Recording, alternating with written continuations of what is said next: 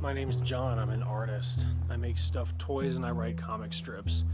You might want to call me a character designer, but I never did go to school for it. I might have started off as an artist, but I've moved into the mental health field and I like where I am now. And though I do miss being fully active in my studio, knowing who the counseling serves and what the work is worth makes the art matter less to me.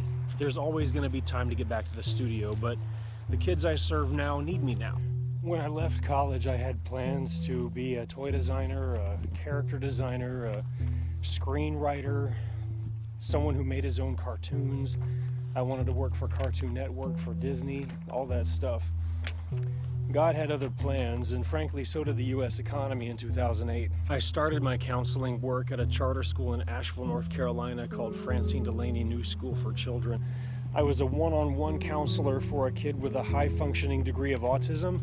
Working with that student was a part-time gig while I spent most of my time in my studio cranking out stuffed toys for shows, art walks, gallery openings, competitions, stuff like that.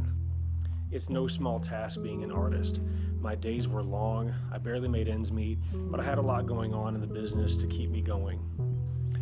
Prior to working for the charter school, I had been approached by a publishing company called Lark Books to write a how-to book on making stuffed toys. It's called Stupid Sock Creatures. You can still get it on Amazon. I'm pretty pleased that, 12 years after its release, it's still available. That's kind of a big deal for a craft book. So long story short, I went all over the country teaching classes, giving lectures, doing demonstrations. This was during a time when DIY crafts and small internet businesses were everybody's little darling. So I had been counseling the kid at the school, and that was going very well. I loved interacting with him and his classmates. Because he was in a regular classroom and not a special ed one, I could interact with all of his peers. I became very acutely aware of the various strata of need in the lives of these kids. One kid was living in a shelter because his mother was schizophrenic and could not manage her life. He had fleas. Another girl lost her dad to a heart attack. One of the boys was confused that his mother left his dad for another woman. To top it off, in December of 2007, the father of the child to whom I was assigned was shot point blank by an angry former employee, who then shot himself at the scene. Talk about tragedy, trauma, upheaval, unwanted, unexpected change. I couldn't walk away from that. But in 2009, I did have to walk away. The budget for the school changed and they couldn't keep me. My publisher also gave me a contract for a second book called Closet Monsters, and I began writing that. I returned to my studio, a little disappointed that I couldn't stay at the school, but very aware of my new calling. After the effects of the housing market bubble were in full swing and orders for toys dried up, and book royalties became increasingly slim, I answered an ad for a camp counselor position with Eckerd Youth Alternatives. Part of the hiring process for Eckerd involved making a 4-day visit to the camp to see if living in the woods with court-involved minors was my cup of tea. It actually was. I told the director that if I was offered the job, I would take it. 3 weeks later, I was hired. I tied up my loose ends in Asheville and started working for the camp by February of 2010. God taught me some important things that year, the most important of which was what it truly felt like to love. God showed me what it must feel like for Him to love us completely, even when we disobey. God taught me the importance of obedience as well, allowing me to see what it felt like to pour all of my energy into 12 boys and be met with disobedience and hatred. My life and outlook continued to change while I was at camp. Every minute of my day was focused on the well-being of my kids. If they were fed, rested, clean, safe, engaged, then I was having a good day. The kids had to learn the valuable lesson that if their lives were a disorganized shambles, it likely had to do with their capacity to make decisions, and not me being ugly. Some of the kids made important changes, others just did what they had to do to get out of camp. But years later, several of the kids would stay in touch with me, having made it into their 20s, and realizing the importance of what I had taught them as their chief. By October of 2010, my second book was released, and I was given a contract for a third book. In February of 2011, the outdoor environment, sleeplessness, and the utter intensity of working with 12 boys for 24 hours a day, 5 days a week, had worn me out. I left camp to write my third book and took a job at a mental health agency in Gastonia. Leaving camp was one of the hardest things I've ever had to do. In my year there, those boys became mine. They were like my children. I woke them in the morning, got them up and dressed, made sure they did their chores, got them to their meals, their schoolwork, their showers, and I held them accountable all day long. I encouraged them all day long. I grew my adult voice that year. My no meant no, and I learned how to match the most stubborn child with my accountability and my love.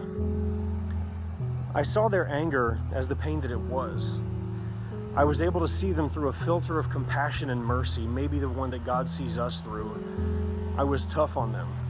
If they disobeyed me, there were consequences.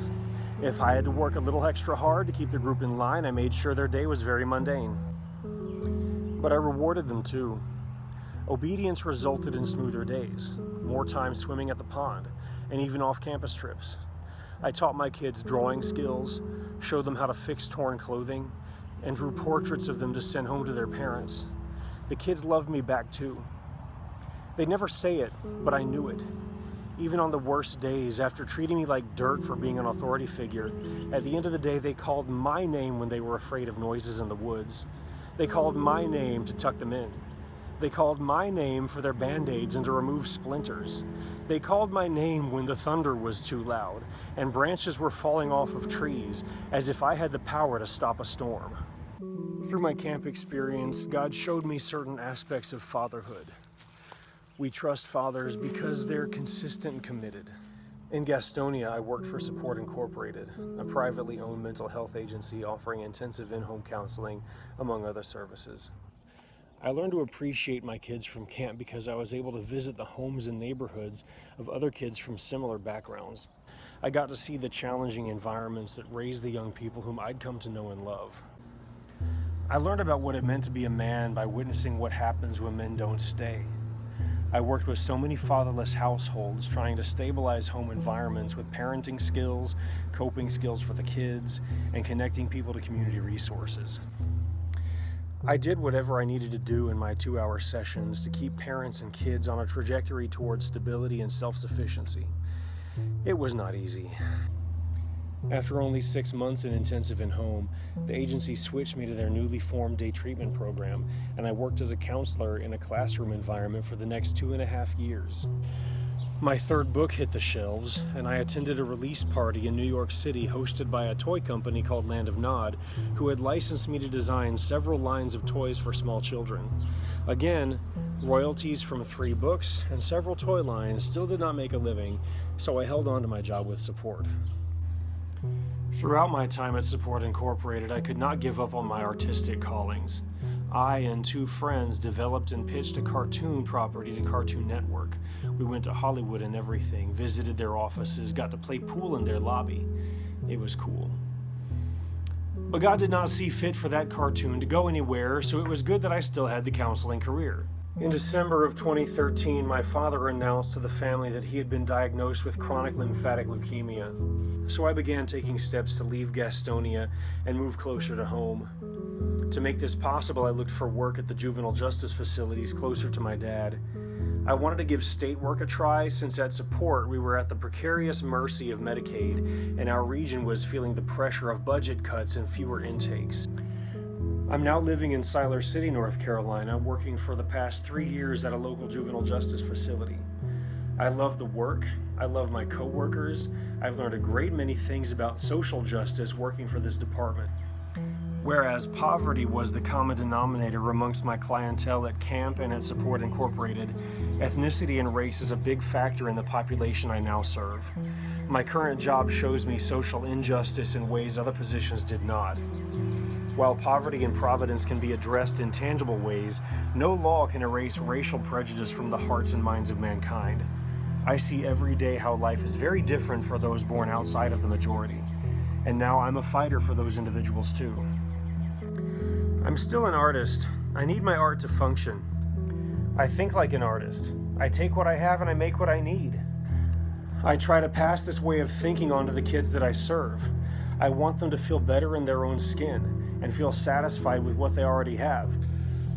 So now I'm in grad school. I'm working towards my master's degree in mental health counseling. I want to keep working with the populations that I love serving. And I would like to advocate for kids who find themselves a bit weird. The long-haired boys, the short-haired girls, the kids that make their parents worry. To this end, I'm working on a plan, a way to combine my counseling and my art. I know there's rules, I know there's laws, I know there's ethical practices I've got to consider, but there's got to be a way for me to be completely myself all at one time. Not just a counselor on some days, an artist on the others, but a full person. I'll figure it out.